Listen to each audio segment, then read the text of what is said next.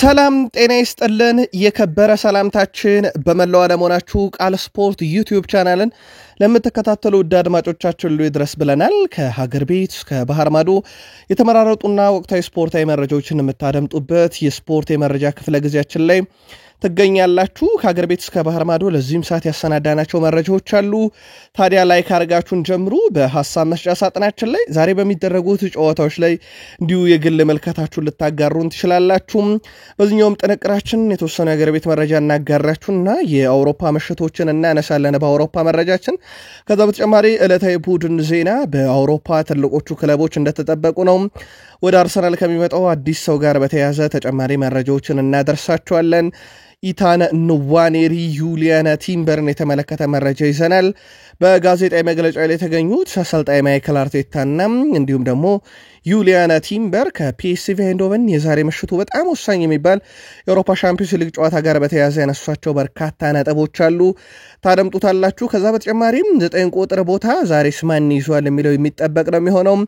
ሁለት ጨዋታዎችን በሚካኤል ሜሪኒሆ ቀመሩ አልሰራላቸውም፣ ዛሬስ የሚለው የሚጠበቅ ነው የሚሆነው። ከዛ በተጨማሪ ግን በአርሰናል የሚፈለጉ ተጫዋቾችን በተመለከተ ከክለቦች ምላሽ እየተሰጠ ይገኛል። ለአርሰናል በየትኛው ክለብ ምላሽ ተሰጠ የሚለውን እናደርሳችኋለን። የቡድን ዜናችን ከአርሰናል የዛሬ ጨዋታ በተጨማሪ እንደተጠበቀ ነው።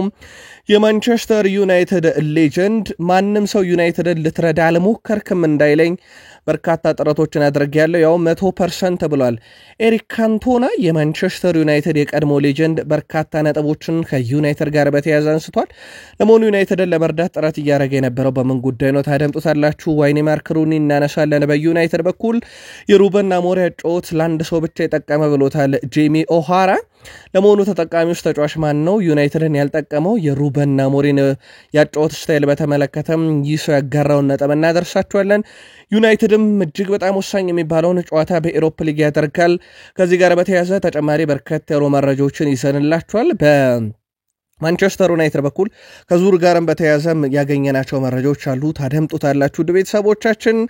በሊቨርፑል በኩል አጥቂ ስፍራ ላይ አንድ ተጫዋች መምጣቱ አይቀርም። ስሙ በስፋት እየተነሳ ያለ ግን አንድ ተጫዋች ጋር በተያያዘ ተጨማሪ መረጃዎችን አግኝተናል። ኮንትራትም የማራዘም ሂደት ላይ ናቸው የተጫዋቾቻቸውን። ከዛ በተጨማሪ ሊቨርፑል የሚያመጧቸው ተጫዋቾች በተመለከተ ወሳኝ የተባሉ መረጃዎችን አግኝተናል፣ እናጋራቸዋለን። ሊቨርፑልውያን ከሊቨርፑል ጋር በተያያዘ ግን አንድ በጣም ተወዳጅና በሊቨርፑል ሰው በጣም ምርጡ ሰው በቀጣይ ወደ ሊቨርፑል እንደሚመጣ ተረጋግጧል። ለመጠበቅ አልቻልኩም ብሏል። ማን ነው? ታደምጡታላችሁ። ከቼልሲ ጋር በተያያዘ በርካታ ፈላጊ ያለው ተጫዋቻቸውን የውሰት ውሉን ሲያጠናቀቅ ከመሸጥ ይልቅ በቀጥታ ለክለቡ አምጥቶ እንደሚያጫውቱት ተናግረዋል። ከዛ በተጨማሪ የቀድሞ ሌጀንዶቻቸውን እናነሳለን። ቲያጎ ሲልቫና ፍራንክ ጄምስ ላምፓርድን በተመለከተም ኤንዞ ማሬስካ የሰጡት መግለጫ ያለ አንድ ተጫዋቻቸው ላይም ቁርጥ ያለ ውሳኔ ወስነዋል። በማንቸስተር ሲቲም በኩል ከዙር ጋር የተያዙ በርከት ያሉ መረጃዎችን ይዘንላቸዋል። የቡድን ዜናም እንደተጠበቀ ነው በሲቲ በኩል። ከዛ በተጨማሪ ግን ለፔፕ ጋርዲዮላ ከኤፍኤው ላቀረቡት ቅሬታ ትላንትና ምላሽ ተሰጥቷቸዋል። አስቶን ቪላ የፕሪሚየር ሊጉ ተወካይ ክለብ ዛሬ በአውሮፓ ሻምፒዮንስ ሊግ ፍልሚያ ያደርጋል። ሌሎችም የፕሪሚየር ሊግ ክለቦችን የተመለከቱ መረጃዎችን ይዘንላቸዋል። በአውሮፓም ትልቆቹን ክለቦች በተለይም ዛሬ በሳንቲያጎ ቤርናቢው የሚደረገውን ጨዋታ ጨምሮ ሲያርሰበንን የተመለከተ መረጃና ሌሎች የአውሮፓ ትልቅ ክለቦችንና ትልቅ ተጫዋቾችን የተመለከቱ ጥንቅሮቻችን እንደተጠበቁ ናቸው። እስከ ፕሮግራማችን ፍጻሜ ቆዩ። ላይክ እያረጋችሁ አበረታቱን ውድ ቤተሰቦቻችን። ሐሳብ አስተያየት በተለይም ዛሬ በሚደረጉ ጨዋታዎች ላይ ሊሆን ይችላል መልከታችሁ እንዲሁ ልታጋሩን ትችላላችሁ። ቤተሰብ መሆን ካሻችሁም ሰብስክራይብ ማድረግ እንዳይረሳ ውድ ቤተሰቦቻችን። በሀገር ቤት ከአንድ ቀን ረፍት በኋላ የኢትዮጵያ ፕሪሚየር ሊግ በ21ኛ ሳምንት ዛሬ ይመለሳል። ኢትዮ ኤሌክትሪክ ከኢትዮጵያ ቡና፣ ሲዳማ ቡና ከሃዲያ ሆሳዕና በሚያደርጓቸው ሁለት መርሃ ግብሮች የኢትዮጵያ ፕሪሚየር ሊግ ይመለሳል። ማክሰኞ ዛሬ ጀምሮ እስከ አርብ ድረስ በየቀኑ ሁለት መርሃ ግብሮች እየተደረጉ እንደዚሁ የሚቀጥል ነው የሚሆነው። ከባህር ማዶ ወዳገኘናቸው ተጨማሪ ስፖርታዊ መረጃዎቻችን ስናልፍ ደግሞ ዛሬ በአውሮፓ ሻምፒዮንስ ሊግ ከምሽቱ 2:45 ደቂቃ ጀምሮ በኢትዮጵያን አቆጣጠር አራት መርሃ ግብሮችን እንመለከታለን። ልክ 2:45 ሲል ክለብ ብሩጅ ከአስቶን ቪላ፣ ምሽት 5 ሰዓት ቦሩሲያ ዶርትመንድ ከሊል፣ ሪያል ማድሪድ ከአትሌቲኮ ማድሪድ እንደዚሁም ፒኤስቪ አይንዶቨን ከአርሰናል ጋር የሚያደርጓቸው ጨዋታዎች እጅግ በጣም ተጠባቂ ናቸው።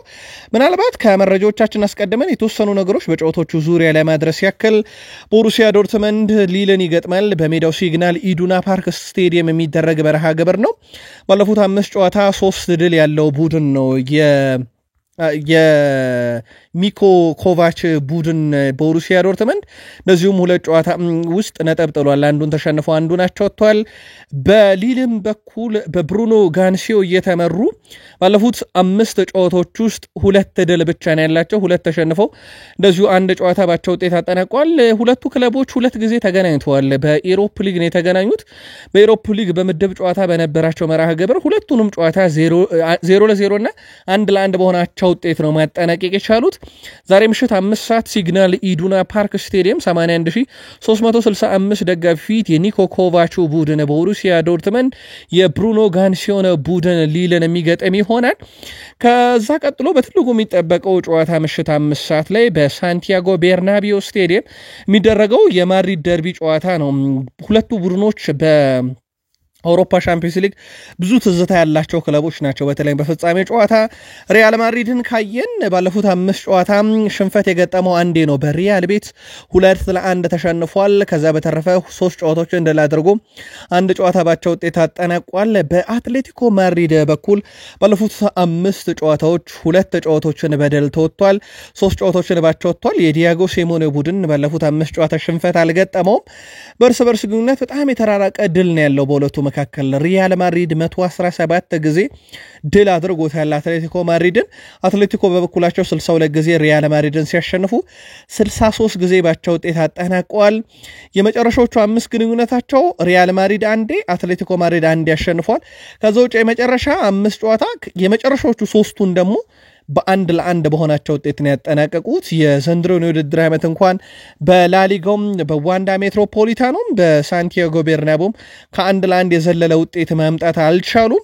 ከዛ በተረፈ ባለፈውም የውድድር ዓመት በቤርናቢዮ 1-1 በሆነ ውጤት ነው በላሊጋው የተለያዩትና የ1-1 ውጤት በሁለቱ ክለቦች መካከል የቅርብ ዓመታት ትውስታ ናቸው። ዛሬ ምሽት 5 ሰዓት በግዙፉ ሳንቲያጎ ቤርናቢዮ ስቴዲየም 81044 ደጋፊዎች ፊት የካርሎ አንቸሎቲ ቡድን ሪያል ማድሪድ ከዲያጎ ሲሞኔው አትሌቲኮ ማድሪድ ጋር የአውሮፓ ሻምፒዮንስ ሊግ የ16 ጥሎ ማለፍ የመጀመሪያ ዙር ጨዋታቸውን ያደርጋሉ። ሁለት የፕሪሚየር ሊግ ክለቦችም ዛሬ በጣም ወሳኝ የሚባል ጨዋታ አላቸው። የአውሮፓ ሻምፒዮንስ ሊግ የዛሬ መክፈቻ ጨዋታ የሆነው የክለብ ብሩጅ እና የአስቶን ቪላ ጨዋታ ተጠቃሽ ነው። የፕሪሚየር ሊጉ ክለብ አስቶን ቪላ ከሜዳ ውጭ ነው ጨዋታውን የሚያደርገው። ባለሜዳውም ክለብ ብሩጅን ካስቀደምን ባለፉት 5 ጨዋታ ክለብ ብሩጆች 2 ድል አላቸው፣ 2 ወጥተው 1 ጨዋታ ተሸንፈዋል። የኡና ኤምሬ ቡድን አስቶን ቪላ ባለፉት 5 ጨዋታዎች 2 ጨዋታዎችን አሸንፏል፣ 2 ጨዋታዎችን ባቻ ውጤት አጠናቋል፣ 1 ጨዋታ ተሸንፏል።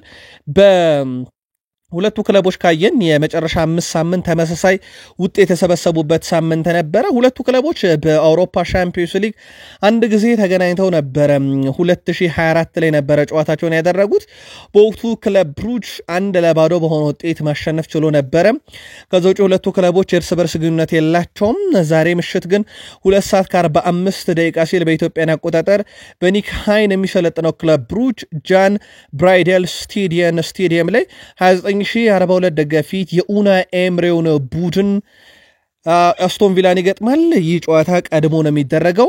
ሌላኛው የፕሪሚየር ሊጉ ክለብ አርሰናል እጅግ በጣም በወሳኙ መድረክ ይፋለማል። አርሰናል ከፕሪሚየር ሊጉ ዋንጫ ይልቅ የአውሮፓ ሻምፒዮንስ ሊግን ዋንጫ የመወሰን አቅም በእጁ ነው ያለው። ፕሪሚየር ሊጉ ዘንድሮ በጣም አስቸጋሪ ነው። ምናልባት አርሰናል በቅርብ ዓመታት ውስጥ ዋንጫውን ካጣበት ዓመት ይልቅ የዘንድሮ በጣም የከፋው ነው።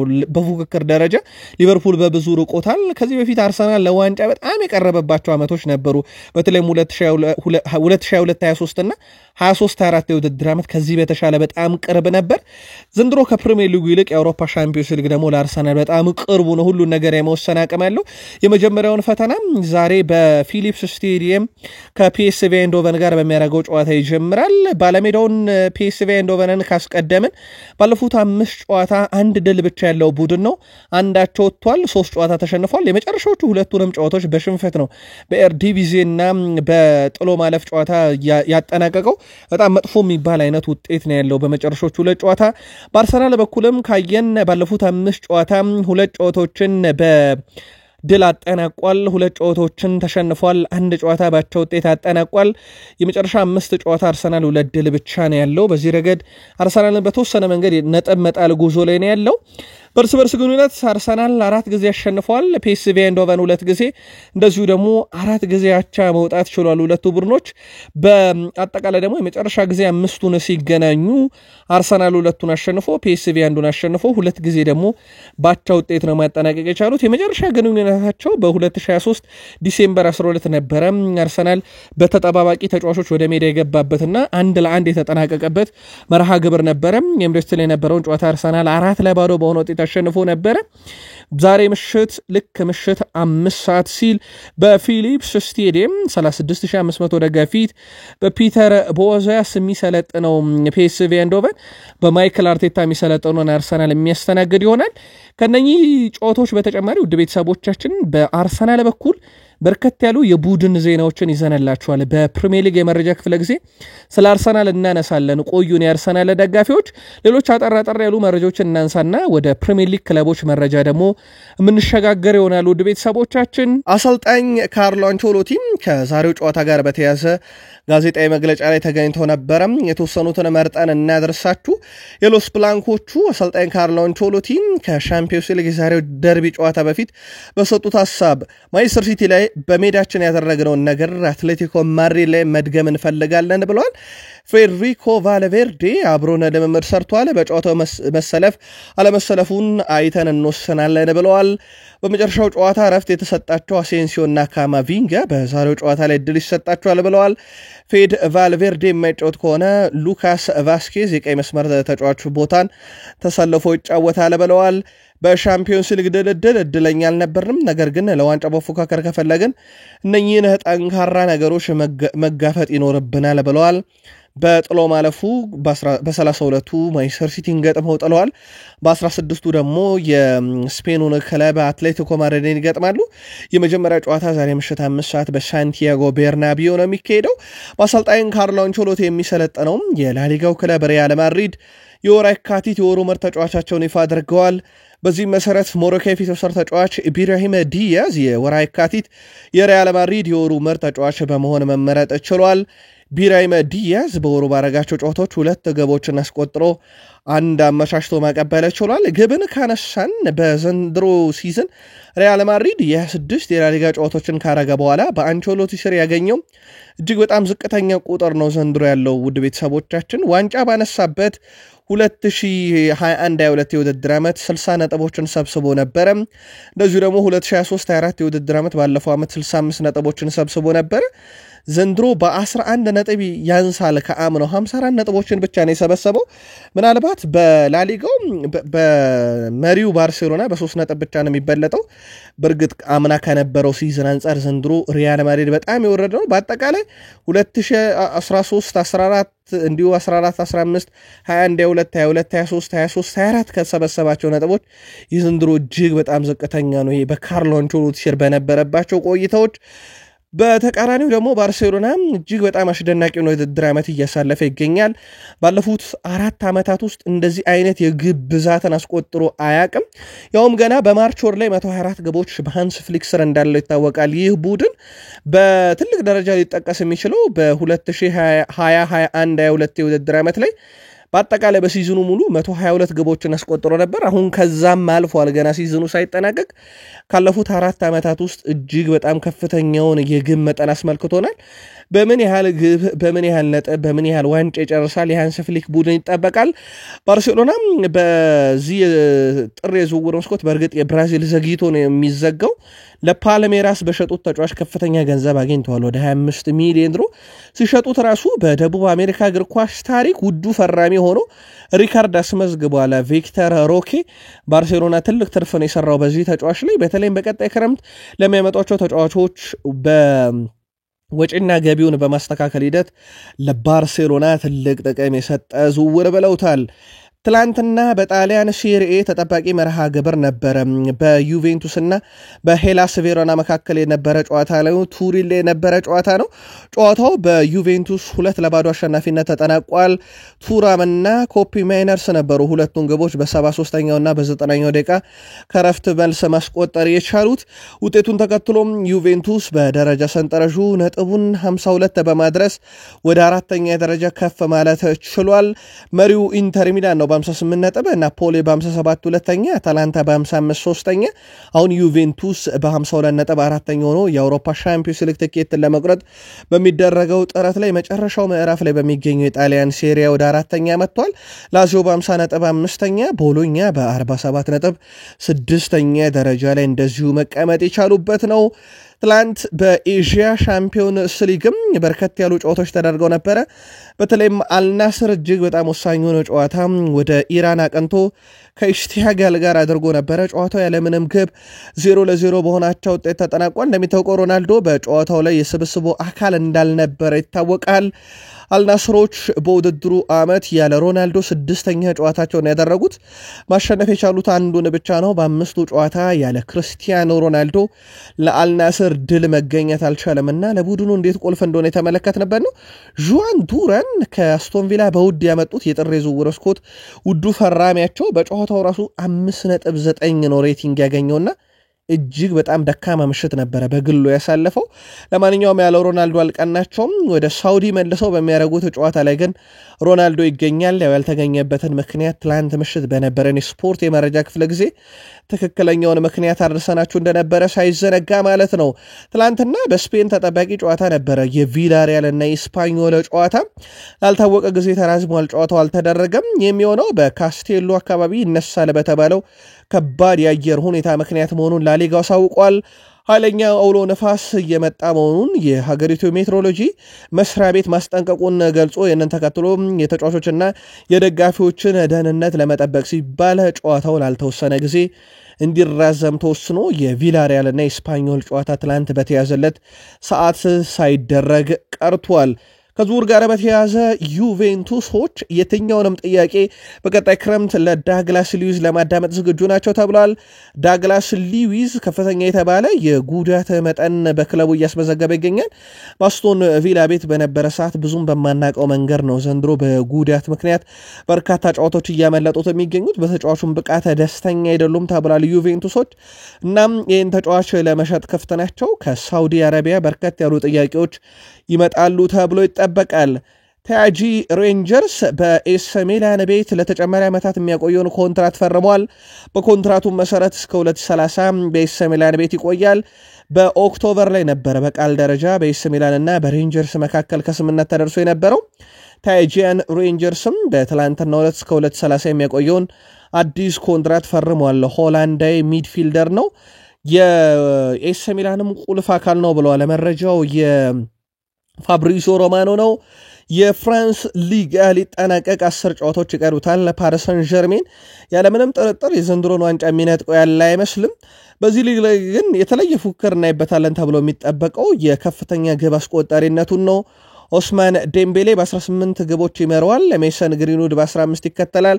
ጆናታን ዴቪድ 13 ይዞ ሶስተኛ ነው። ብራንደል ባርኮላ በ12 አራተኛ ደረጃ ላይ ተቀምጧል። አርዋንዳ ካልማንዱ ያለ ተጫዋች 11 ግብ አለው።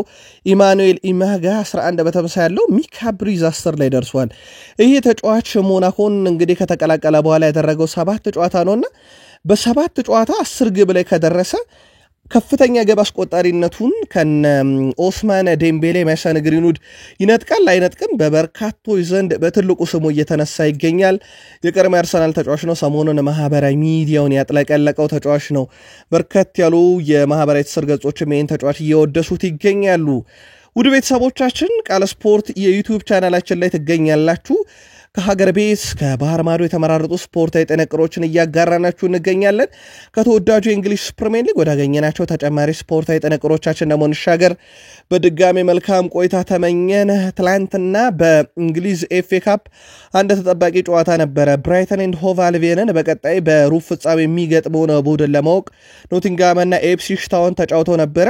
መደበኛው የጨዋታ ክፍለ ጊዜ 1-1 መጠናቀቁን ተከትሎ በፍጹም ቅጣት ምት ኖቲንግሃም ፎረስት 5-4 በማሸነፍ በሩብ ፍጻሜ ተፋላሚ ቡድን መሆኑን አውቋል። በጨዋታው ላይ ሜት ሼልስ የኖቲንግሃም ፎረስቱ ግብ ጠባቂ በፍጹም ቅጣት ምት መምቻው ሰዓት ላይ ያዳናት ኳስ ነበረች ኖቲንግሃም ፎረስትን ወደ ኳርተር ፋይናል እንዲያልፍ ያደረገውና እጅግ በጣም ድንቅ ብሽት ነበረ ተጫዋቹ ያሳለፈው። በአጠቃላይ ሁሉም ክለቦች ታውቀዋል። ፉልሃም ከክሪስታል ፓላስ፣ ፕሪስቶን ኖርዝ ኢንድ ከአስቶን ቪላ፣ በርንማውዝ ከማንቸስተር ሲቲ እና ብራይተን ኤንድ ሆቭ አልቢዮን ከኖቲንግሃም ፎረስት በሩብ ፍጻሜ ጨዋታውን ያደርጋሉ። በተለምዶ ቢግ ሲክስ ወይም ደግሞ ቶፕ ሲክስ ከሚባሉ የፕሪሚየር ሊግ ክለቦች የቀረው ማንቸስተር ሲቲ ብቻ ነው። ዘንድሮ ደግሞ አስደናቂ ብቃታቸውን ካሳዩ ክለቦች አስቶን ቪላ እንዲሁ ኖቲንግሃም ፎረስት ይገኙበታል። የዘንድሮ ኤፍኤ ካፕ እንደ በርካቶች መልከታም ጥሩ አቋም እያሳየ የማይገኘው ማንቸስተር ሲቲ ሊወስደው ይችላል የሚል ቅድመ ግምትን አስቀምጠዋል። በቶትናም ሆትስፐርስ ቤት በቀጣይ ክረምት እንዲለቅ የሚፈለገው ቢሱማን በተመለከተ አሁን ፈላጊዎቹ ብቅ ብለዋል። ከፕሪሚየር ሊግ ክሪስታል ፓላስ፣ ከፈረንሳይ ኒንስ እና ኦሎምፒክ ማርሴይ ተጫዋቹ ፈላጊ በሆነው ብቅ ብለዋል። ጊቭ ሚ ስፖርት እንዳስነበበው ከሆነ ያስቀደመው ቶትናሞች ይህን ተጫዋች ለመሸጥ ክፍት ስለሆኑ በገንዘብ ደረጃ ብቻ ቀጣዩ ድርድር ይደረጋል ተብሎ ይጠበቃል። ቶትናም ሆትስፐርሶች በቀጣይ ክረምት የክሪስታል ፓላስ እና እንግሊዛውያን ሁለት ተጫዋቾች የግላቸው ማድረግ ይፈልጋሉ። ስራዎችም እየተሰሩ ነው ተብሏል። በተከላካይ ስፍራ ላይ ማርክ ጉዌን በእርግጥ ይህን ተጫዋች ለማምጣት በጥር ከፍተኛ ጥረት አድርገው እንዳልተሳካላቸው ይታወቃል። ወደ 70 ሚሊዮን ዩሮ ጥያቄያቸው ውድቅ ተደርጎ ነበረ። ባለቀ ሰዓት ነበር ቶትናም ለፓላስ ጥያቄ አቅርበው የነበረው። የክንፍ ተጫዋቹን ደግሞ ኢብሪቼ ኢዜንን በማምጣት ክለቡን የማጥቃት ስፍራውን ማጠናከር ይፈልጋሉ። በተለይም የሰን ሁንግሚን ተተኪ እንዲሆንላቸው የሚፈልጉት ተጫዋች እሱ ነውና ፓላስ ቤት በቀጣይ ክረምት ሁለቱን ተጫዋች ለመውሰድ ጥረት ያደርጋል። ቶትንሃም በኒካስል ዩናይትድ በኩል ይግባኝ ያቀርባሉ። ኒካስሎች የጎርደንን ቀይ ካርድ እንዲነሳላቸው ይግባኝ ሊያቀርቡ መሆኑ ስካይ ስፖርት አረጋግጧል። ከብራይተን ኤንድ ሆቭ አልቢዮን ጋር በነበራቸው የሴንት ጄምስ ፓርክ ስቴዲየም የአምስተኛ ዙር የኤፍኤ ካፕ መርሃ ግብር ከጨዋታ እንቅስቃሴ ጋር በተያዘ በተለይም ያልተገባ ጥፋት ነው ሂውዝ ላይ ሰርቶበት የነበረውና ተጫዋቹ በቀይ ካርድ ወጥቶ ነበረ በወቅቱ። እናም ይህ ቀይ ካርድ እንዲነሳለት ለኤፍኤ ይግባኝ ይጠይቃል። የማይነሳለት ከሆነ ከሊቨርፑል ጋር የሚደረገው የካራባኦ ካፕ የዌምብሌ ፍጻሜ ጨዋታ የሚያመልጠውም ይሆናል። ጆን ማጊን ስለ ማርከስ ራሽፎርድ ሐሳቡን አጋርቷል እና እንደዚሁም ስለሌላኛው የቡድኑ ተጫዋች አሴንሲዮ ብዙ ዝናን ይዘው ወደዚህ መጥተዋል። ስኬትን ይራባሉ፣ ጠንክረው ይሰራሉ። ከቡድን ጓደኞች የምትፈልገው ያን ብቻ ነው ብሏል። በእነሱ ውስጥ ምን አይነት ጥራት እንዳለ ተመልክተናል ብለዋል። ከዛ በተረፈ ግን ምንም አይነት ኩራትና የዝነኛ ተጫዋች አይነት ወይም የኢጎ ጉዳይ አልተመለከትኩም። ሁለቱም ለአስቶን ቪላ የሆነ ነገር ማድረግ ይፈልጋሉ ብለዋል። ማጊን የሻምፒዮንስ ሊግ ዋንጫን በተመለከተ እኛ ባለንበት ውድድር ላይ ሁሉ ተፎካካሪዎች ነን። ኤፍኤ ካፑ ላይ ያለን፣ ሻምፒዮንስ ሊጉ ላይ ያለን፣ ስለዚህ ዋንጫውን እኛም ተፎካካሪ ነን፣ ማሸነፍ እንፈልጋለን ብለዋል። ወሳኙን ጨዋታ ቀደም ብለው 2:45 ነው የሚጀምሩት። ከሶስቱ ጨዋታዎች ይሄኛው ጨዋታ ቀድሞ ይጀምራል። ክለብ ብሩጅን ነው የሚያስተናግዱት። ከሜዳቸው ውጪ ነው። ሁለቱም ክለቦች ጋር ንጻሬን ካየን ተመሳሳይነት ሳምንታትን አሳልፈው ነው የሚመጡት። ክለብ ብሩጅ አንድ ጊዜ ማሸነፍ ችሏል አስቶን ቪላን በ2004 ላይ የነበረ ጨዋታ ነው። ከዛ በተረፈ ሁለቱ ክለቦች ዛሬ ጃን ብራይዳል ስቴዲየም ላይ 29400 ደጋፊት የኒክ ሃይቨን ቡድን ክለብ ብሩጅ የኡናይ ኤምሬውን አስቶን ቪላ የሚያስተናግድ ነው የሚሆነው። ትልቁ ጨዋታ ነው። ዛሬ ምሽቱ 2:45 ይጀምራል። በማንቸስተር ሲቲ በኩል ናታን አኬ ቀዶ ጥገና አስፈልጎት አድርጓል። የማንቸስተር ሲቲው የተከላካይ ስፍራ ተጫዋች ናታን አኬ በጉዳት ምክንያት ቀዶ ጥገና ማድረጉን ይፋ ተደርጓል። ተጫዋቹ በማንቸስተር ሲቲ ከቀናት በፊት ፕሌማውዝን ባሸነፈበት ምሽት ጉዳት አስተናግዶ ተቀይሮ መውጣቱ አይዘነጋም። አሰልጣኝ ፔፕ ጋርዲዮላ ከጨዋታው በኋላ ናታን አኬ ለረጅም ጊዜ ከሜዳ እንደሚረግ ተናግረው ነበረ። አሁን ላይ ናታን አኬ ከጉዳቱ አገግሞ ወደ ሜዳ ለመመለስ ወራት እንደሚወስድበት ነው አሰልጣኙ ያረጋገጡት። አራተኛው የማንቸስተር ሲቲም ተጫዋች ሆኗል በዚህ ሲዝን ቀዶ ጥገና የተደረገለት ሮድሪ፣ ኦስካር ቦብ፣ ማኑኤል አካንጄ አሁን ደግሞ ናታን አኬ ሌላኛው ተጫዋች ሆኗልና ዘንድሮ ጉዳቶች በፕሪሚየር ሊጉ ብቻ ሳይሆን በአጠቃላይ በእግር ኳሱ ዓለም በርክተዋል። በዛ ላይ አብዛኞቹ ጉዳቶች ቀዶ ጥገና የሚያስፈልጋቸው ነው። የቅርብ ጊዜ ትውስታም በአርሰናል በማንቸስተር ዩናይትድ እንደዚህ አይነት የቀዶ ጥገና የሚያስፈልጋቸው ጉዳቶችን እንደዚሁ ስንሰማ ነበረ። የኤፍኤው ቃል አቀባይ ፔፕ ጋርዲዮላ በኤፍኤ ካፑ ኳስ ላይ ላቀረበው ትችት ምላሽ ሰጥተዋል። በኤፍኤ ካፕና በማህበሩ ውስጥ ባሉ ውድድሮች ላይ የምትጠቀሟቸው ኳሶች በፊፋ ሙከራ መሰረት ተፈትነዋል ብለዋል ፕሬዝዳንቱ። በፕሮፌሽናል ግጥሚያ ውስጥ የሚጠቀሙባቸው ሁሉም የእግር ኳስ መጫወቻዎች እውቅና ያለፉና የፊፋን መስፈርትም ማሟላት ያለባቸውና ያሟሉም ናቸው። ስለዚህ እነኚህ ኳሶች ትክክል ናቸው ብለዋል። ይህ ኳስ ጥሩ እንቅስቃሴ እንደሚኖረው በእርግጠኝነት እናምናለን፣ ምክንያቱም በውድድሩ እስካሁን ከ350 በላይ ግቦች የተቆጠሩት በዚች ኳስ ነው ብለዋል። ሰሞኑን አሰልጣኝ ፔፕ ጋርዲዮላ በኤፍኤ ካፕ ላይ እየተጠቀምናት ያለችው ኳስ ጥሩ አይደለችም ብሎ ነበር። ይህን ሐሳብ በእርግጥ ከጋርዲዮላ በፊት አሰልጣኝ ማይክል አርቴታም የአርሰናል አሰልጣኝ በኒውካስል ዩናይትድ ጨዋታ በተሸነፉበት ሰዓት ኳሷም እጅግ በጣም አትመችም፣ ለጨዋታ ምቹ አይደለችም ብለው ነበርና ተመሳሳይ ሐሳብ አቀንተው ነገር ግን የኤፍኤው ቃል አቀባይ ይህንን ነገር ተቃውሞታል። ከሲቲ ዝውውር ጋር በተያያዘ አሁንም ስማቸው በስፋት የግራ ተከላካይ ስፍራን ለማምጣት እየሰሩ እንደሆነ እየተነገረ ይገኛል። ቲዮ ሄርናንዴዝ በዋነኝነት የተያዘው ተጫዋች ነው። ከዙ በፊት የዩቬንቱስን ካምቢያሶን ማምጣት እቅዳቸው እንደነበረ ይታወቃል። እንደ አማራጭ የተያዘው ቲዮ ሄርናንዴዝ ላይ ኤስ ሚላኖች 35 ሚሊዮን ዩሮ ለጥፈዋል። ማንቸስተር ሲቲ በቀጣይ ክረምት ከባድ ስራ ይሰራሉ ተብሎ የሚጠበቀው በዝውውር ላይ በግራ የመከላከል ስፍራ ተጫዋቾችን ማምጣት ነው። በቼልሲ በኩል ኬፓ አሪዛባላጋን በቋሚነት የመሸጥ እቅድ እንጂ ወደ ቼልሲ የመመለስ እቅድ እንደሌላቸው ተረጋግጧል። ፔትሮቪች፣ ጀርገንሰን እና ሳንቼዝ ለቋሚነት እንዲፋለሙ ተወስኖባቸዋል። ስለዚህ ቼልሲዎች አዲስ ግብ ጠባቂ አያመጡም በቀጣይም። ስለሆነም ከፍተኛ ደረጃ ስሙ እየተያዘ የሚገኘው እነ ማይክ ፔንደርስም በቀጣይ ክረምት ስሙ ክለቡን ይቀላቀላሉ ተብሎ ይጠበቃል ከውሰቱል። ከዛ በተረፈ ግን ኬፓ አሪዛባላጋ በቋሚነት ቼልሲን እንደሚለቅ ነው የተዘገበው። ኤንዞ ማሬስካም በክሪስቶፈር ንኩንኩ ደስተኛ ነኝ፣ ነገር ግን ከዚህ በላይ ማድረግ እንደሚችል አውቃለሁ፣ ከሱ ብዙ ጠብቃለሁኝ፣ በተመሳሳይ አይነት ብቃት ላይ ያየሁት ነው፣ ከዚህ ከፍ ያለ ነገር ፈልጋለሁኝ፣ በተለይ ሜዳ ላይ ያረዳደ ብቃቱ ከዚህ ከፍ እንዲል ፈልጋለሁ። አሁንም ቢሆን በሱ ላይ ያለኝ አቋም አልተቀየረም። የ9 ቁጥርም እንዲሁም ደግሞ የክንፍ ተጫዋችም አይደለም።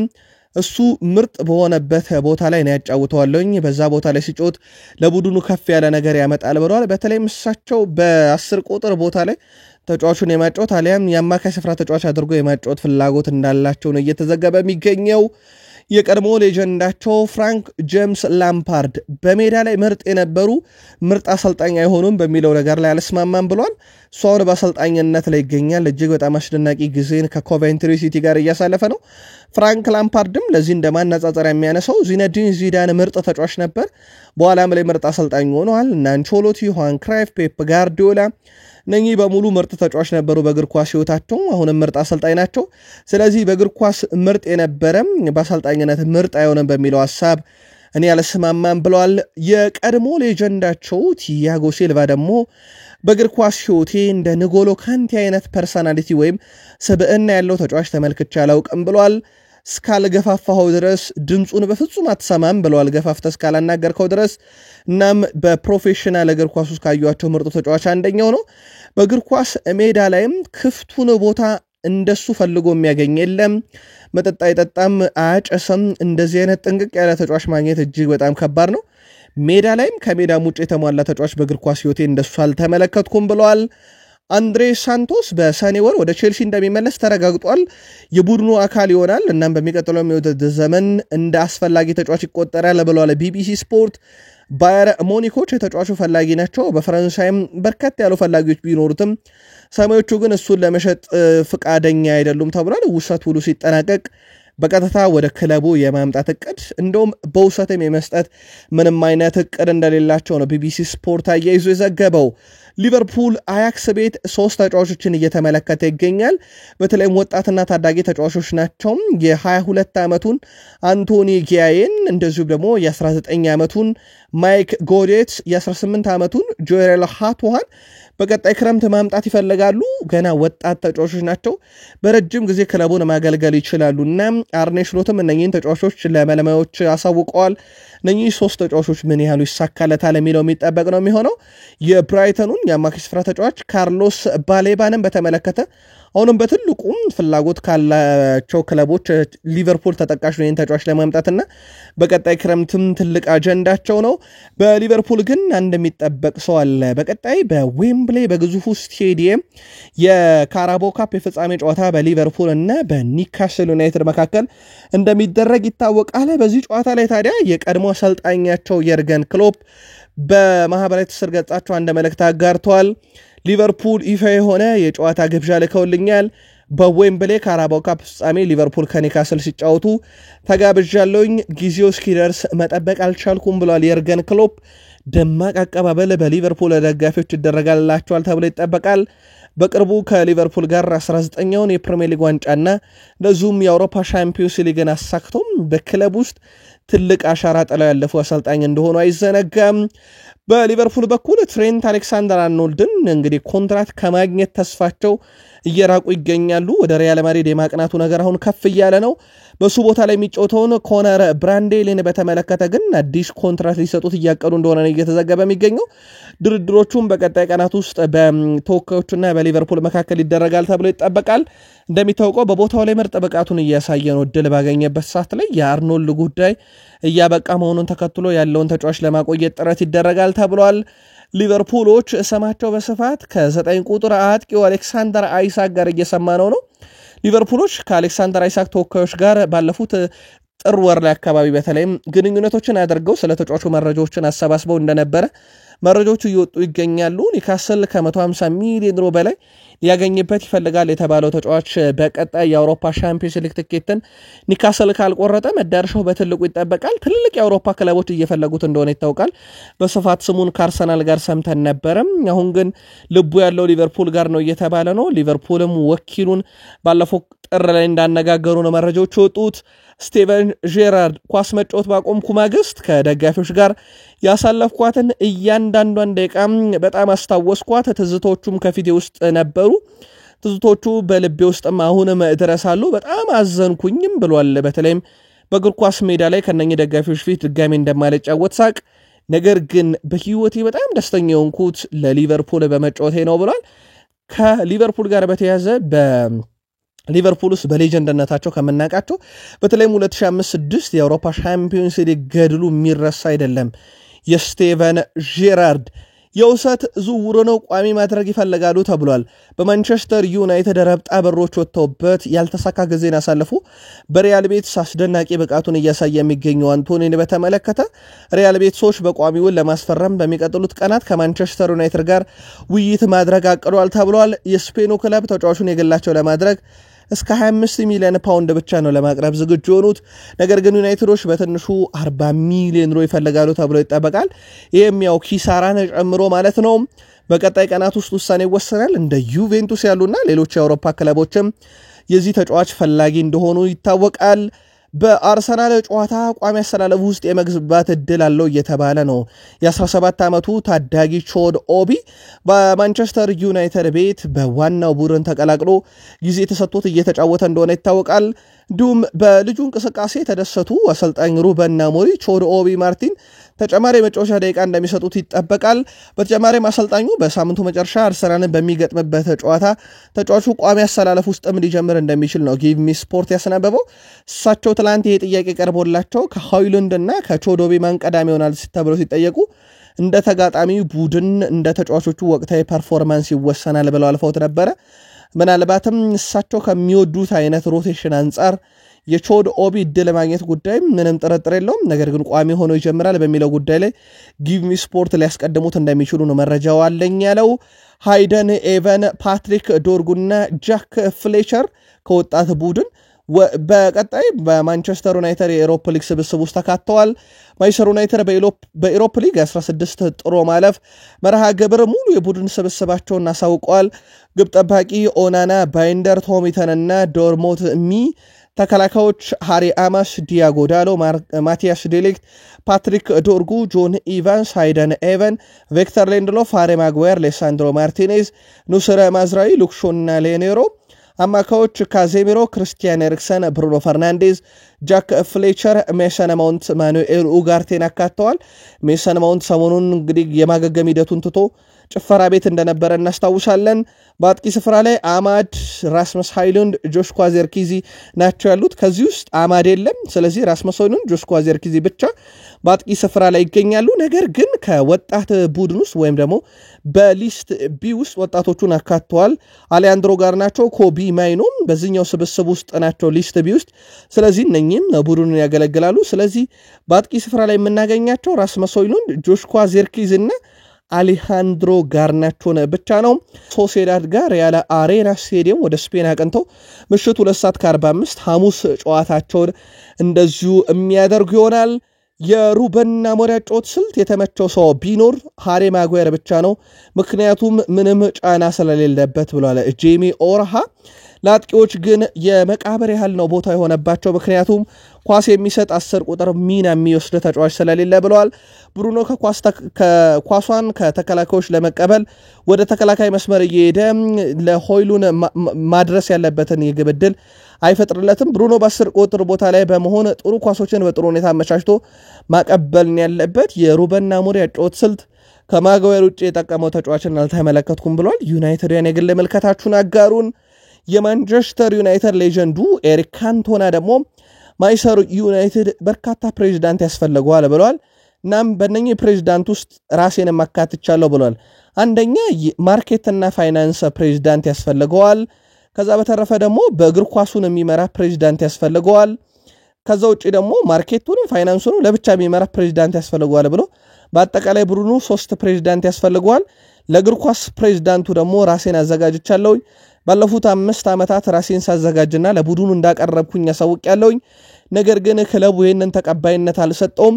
ስለዚህ ማንንም ሰው ዩናይትድን ልትረዳ ለሞከርክም ሊለኛ ይገባም የእግር ኳስ ፕሬዝዳንት ለመሆን ፍላጎት ነበረኝ ስለዚህ እርዳታውን ካልተቀበሉ ምርጫው ይነሱ ነበር ብሏል ኤሪክ ካንቶና ግን ቡድኑ ማርኬቱን የሚመራ ፋይናንሱን የሚመራ እግር ኳሱን የሚመራ ለየብቻው 3 ፕሬዝዳንት ያስፈልገዋል ዩናይትድ ብለዋል የቀድሞ የቼልሲና የአርሰናል ግብ ጠባቂ ፒተር ቼክ ለማንቸስተር ዩናይትድ አሁን የሚያስፈልገው እንደ ዋይኒ ማርክ ሩኒ አይነት ተጫዋች ነው ብለዋል በየትኛውም የሜዳ ክፍል ላይ የሚገኝ ለቡድኑ 90 ደቂቃ መጫወት የሚችል ሁሉም የሜዳ ክፍል ላይ ከግብ ጠባቂ እስከ አጥቂ ድረስ ከሁሉም ጋር ተደራርቶ መጫወት የሚችልና ቡድኑን የሚያገዝ ተጫዋች ነው በቼልሲ መለያ ብዙ ጊዜ ከሱ ጋር በተቃራኒ ሆነ የተፋለም ያለው የዩናይትድ ጠንካራው ክፍል እሱ ነበር ብሏልና ይህ ተጫዋች በማንቸስተር ዩናይትድ ሊደገም አልቻለም አሁን ለዩናይትድ የሚያስፈልጋቸው እንደሱ የሚጫወተ ተጫዋች ነው ብሏል እንደ ሩኒ የሚጫወት ተጫዋች በዩናይትድ ውስጥ አሁን ካለው ስብስብ ውስጥ ሊጠቀስ የሚችል ተጫዋች አለ ወይ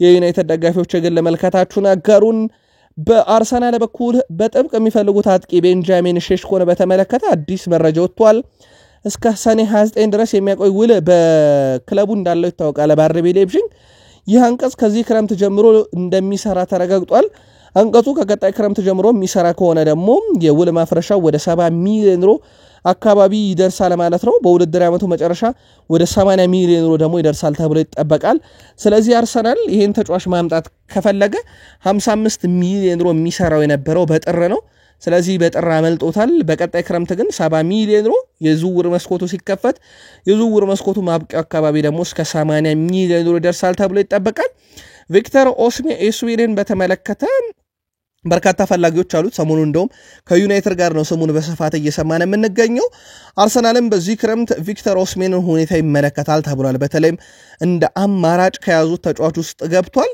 ሚኬል ሜሪኖን በ9 ቁጥር ቦታ ላይ ሁለት ጊዜ ሞክረውት በቋሚነት አንድም ግብ አልተገኘም። ቀይረው ባስገቡት ጨዋታ ነበር ግብ ያስቆጠረላቸው። ከዛ ውጪ ግን በጣም ተቸግረው ነበር በሁለት ጨዋታ። በዛሬው ጨዋታ ሚኬል ሜሪኖ ይጠቀማሉ የሚለው ነገር የሚጠበቅ ነው። አርሰናል ግን ያጥቂ ችግሩ በጣም እየጎላበት እየመጣ እንደሆነ ይታወቃል።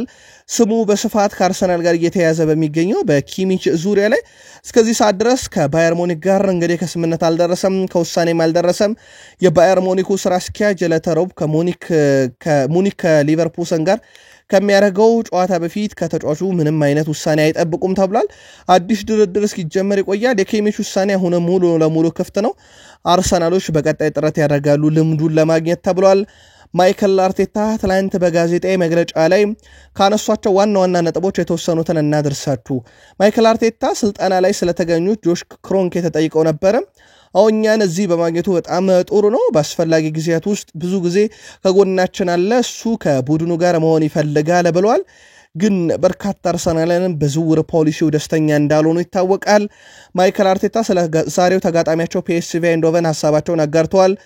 ዩቬንቱስን ከውድድሩ ያስወጣ ቡድን ነው። በቅርቡ ዓመታት ውስጥም ከነሱ ጋር ብዙ ጨዋታዎችን ተጫውተናል፣ ፈትነውናልም ብለዋል። በተለይም ከፒኤስቪ ጋር በቅርብ ዓመታት ባረገናቸው ጨዋታ ቀላል ተጋጣሚ እንዳልሆኑም ተመልክተናል። በዛ ላይ ተጋጣሚያችን ጠንካራ መሆኑን አውቀን ነው ለዚህ ጨዋታ የምንገባው ብለዋል። አርቴታ ፍጻሜን ስለመድረስ ተጠይቆ ነበር። እንደ አሰልጣኝ ከፒኤስቪ አይንድሆቨን ጨዋታ ነው የምጀምረው፣ ከፊቴ ካለው ጨዋታ ጀምሬ እናያለን ብለዋል።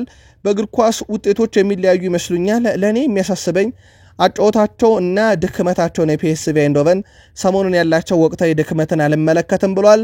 ዩሊያን ቲምበር ስለ ሆላንድ ቡድኖች መረጃ ለማይክል አርቴታ ሰጥቶ እንደነበር ተጠይቋል። ቲምበር ለማይክል አርቴታ ብዙ መናገር አላስፈለገኝም፣ ምክንያቱም ባለፉት 3 ዓመታት 2 ጊዜ እዚህ ተጫውተናል። እሱ ፊት ለፊት ብቻ ሳይሆን በሁሉም ቦታዎች ላይ ከፍተኛ ጥራት አላቸው። ስለዚህ ይህንን ጥራታቸውን ያውቃልና ማይክል አርቴታ በደንብ እንዘጋጃለን ብለዋል። ዩሊያን ቲምበር በቅርቡ የነበሩትን መጥፎ ጊዜያቶች መቀለበስ የምንችልበትም ጨዋታ ሲል ተደምጧል። ዩሊያን ቲምበር ስለ ኢታን ንዋኔሪም ሐሳቡን አጋርቷል። ንዋኔሪ በጣም ምርጥ ነው፣ ምርጥ አቋምም እያሳየ ነው። ከኛ ጋር በመሆኑም ደስተኛ ነኝ። እሱ የዚህ ተሰጦ አካል ነው ብሏል። የቡድኑ ተሰጦ አካልም ነው፣ ለቡድኑ ድንቅ ነገርን ያደርጋል፣ ወሳኝ ተጫዋቻችን ነው በዚህ ሰዓት ብለዋል። በአውሮፓ መድረክ አርሰናል በሻምፒዮንስ ሊግ የተሰጠውን ሬቲንግ ካየን ፒኤስቪ አይንድሆቨንን ጥሎ የማለፍ 79%፣ ቀጣይ ምዕራፍ ላይ 49%፣ ፍጻሜ መድረስ 39%፣ ፍጻሜውን የማሸነፍ 17% ተሰጥቶታል። የአውሮፓ ሻምፒዮንስ ሊግ ዘንድሮ አርሰናል እጁ ላይ ያለው ዋንጫ ነው፣ ከፕሪሚየር ሊጉ በተሻለ መንገድ የመወሰን አቅሙ ማለት ነው። የዛሬ ተጋጣሚያቸው የፒኤስቪ አይንድሆቨን የፊት መስመር ተጫዋች ኢቫን ፔሪሲች ቡድናቸው ዛሬ አሸናፈን አርሰናልን የማሸነፍ እድል አለው ብሏል። አርሰናልን የማሸነፍ ትልቅ እድል አለን፣ ይህንን እንጠቀምበታለን ብሏል። አርሰናል ምርጥ ቡድን ነው የሚለው ፔሪሲች ወጣት ቡድን ነው፣ ምርጥ አሰልጣኝም አላቸው፣ ነገር ግን ባለፉት ዓመታት ዋንጫ ለማንሳት የሚረዳቸው ነገር አተው ነበር ብለዋል። ዛሬ ምሽት 5 ሰዓት ጨዋታው ይደረጋል። ከአርሰናል ጋር በተያያዘ ግን ትላንት ምሽትም ነግረናችሁ ነበር። አንድ የተረጋገጠው ነገር የሰሜን ለንደኑ ክለብ አርሰናል በኤዱ ጋስፐር ምትክ አዲስ ስፖርቲንግ ዳይሬክተርም ለመሾም ከጫፍ መድረሱ ነው። መድፈኞቹ የቀድሞውን የአትሌቲኮ ማድሪድ ስፖርቲንግ ዳይሬክተር አንድሬ ቤርታን እንደሚሾሙት ተረጋግጧል። ወደ ቤተሰቦቻችን ኦልሞስት ጥቂት ነገሮች ብቻ የቀሩት ብሏል። ፋብሪዚዮ ሮማኖ ማረጋግጦታል። ያው ኤስ ሚላንም ጥያቄ ውድቅ አድርጓልና በአርሰናል እንጠብቀዋለን። በቀጣይ ወር የአርሰናል አዲሱ ስፖርቲንግ ዳይሬክተር እንደሚሆን ይጠበቃል። አርሰናል ዛሬ ከፒኤስቪ አይንድሆቨን ጋር ፊሊፕስ አሬና ስቴዲየም ላይ ጨዋታውን ያደርጋል። ባለሜዳው ፒኤስቪ አይንድሆቨን ባለፉት 5 ጨዋታ 1 ድል ያለው ነው። አርሰናል 2 ድል አለው። ሌሎቹን ላይ ነጥብ ጥሏል ሁለቱም። አርሰናል 4 ጊዜ አሸንፏል። ፒኤስቪ አይንድሆቨን 2 ጊዜ 4 ጊዜ አቻ ወጥቷል። ዛሬ ምሽት 5 ሰዓት ፊሊፕስ ስቴዲየም 36500 ደጋፊ በፒተር ቦየዝ የሚሰለጥነው ፒኤስቪ አይንድሆቨን በማይክል አርቴታ የሚሰለጥነውን አርሰናልን ያስተናግዳል። የጨዋታ ግምታችሁን ካደረሳችሁን ክለብ ብሩጅ ከአስቶን ቪላ 2 ሰዓት ከ45፣ ሪያል ማድሪድ ከአትሌቲኮ ማድሪድ፣ ፒኤስቪ አይንድሆቨን ከአርሰናል እና ቦሩሲያ ዶርትመንድ ከሊል ከምሽቱ 5 ሰዓት ጀምሮ ደግሞ ጨዋታቸውን ያደርጋሉ። ትላንትና በእንግሊዝ ኤፍ ኤ ካፕ ኖቲንግሃም ፎረስት ከኢፕስዊች በሙሉና በመደበኛውና በ30 ደቂቃው ጭማሪ 1-1 ተለያይተው በፍጹም ቅጣት ምት ኖቲንጋም 5-4 አሸንፎ ወደ ሩብ ፍጻሜ አልፏል። በስፔን ላሊጋ ቪላሪያል ከኢስፓኞል ጨዋታው ተሰርዟል።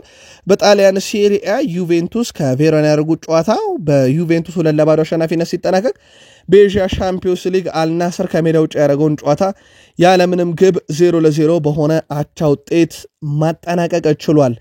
ቃል ስፖርት ዩቲዩብ ቻናል ከሀገር ቤት እስከ ባህር ማዶ እናንተ ውድ አድማጮቻችን ብትሰሟቸው ብለን የመራረጥንላችሁ የዕለተ ማክሰኞ ማለዳ ስፖርታዊ መረጃችን ይህን ይመስል ነበር። ከጥቂት ደቂቃዎች በኋላ ተጨማሪ መረጃዎችን ይዘን ዳግም እስክንገናኝ ድረስ በያላችሁበት መልካም ጊዜ እንዲሆንላችሁ ተመኝተናል። ላይክ፣ ሰብስክራይብ፣ ሼር በሀሳብ መስጫ ሳጥናችን ላይ የዛሬ ጨዋታ መልከታችሁ እንዳይለየን ብለናል። የአሁኑን አበቃን። መልካም ቀን